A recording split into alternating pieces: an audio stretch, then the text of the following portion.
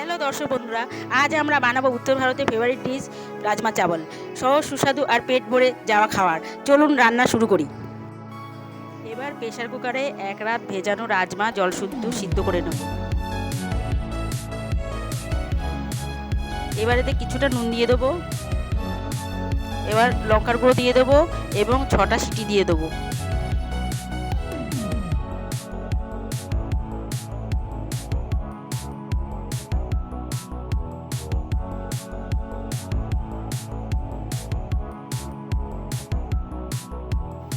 রাজমাটা সিদ্ধ হয়ে গেছে, এবার এটা নামিয়ে নিচ্ছি। এবার ওভেনে একটা কড়াই চাপিয়ে নেব। কড়াইতে সর্ষের তেল দিয়ে দেবো। তেলটা গরম করে নেব। এবার তেলে এলাচ, দারচিনি, লবঙ্গ, গোলমরিচ ও তেজপাতা ফোড়ন দিয়ে দেব। এবার কুচনো পেঁয়াজ দিয়ে দেব। এগুলো ভালো করে ভেজে নেব। এবার পেঁয়াজ, রসুন, আদা বাটা দিয়ে দেবো।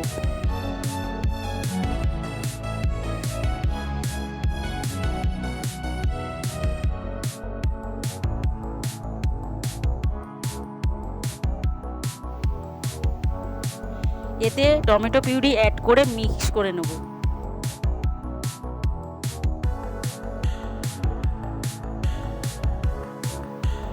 এতে অল্প নুন, হলুদ, জিরে গুঁড়ো, ধনে গুঁড়ো অ্যাড করে মিক্স করে নেব।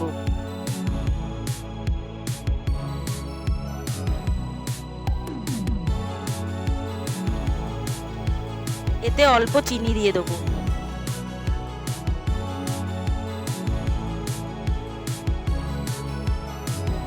এবার এতে সেদ্ধ করা রাজমা দিয়ে দেবো।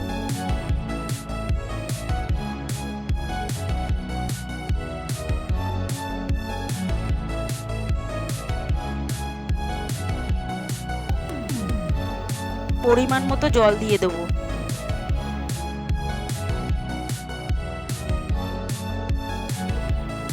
এবার গোলমরিচের গুঁড়ো ও গরম মশলার গুঁড়ো দিয়ে নামিয়ে দেবো।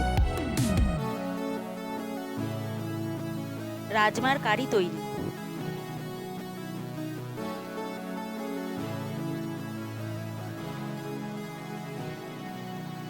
কি বন্ধুরা, উত্তর ভারতের রাজমা চাউল বানানো একদম সহজ না?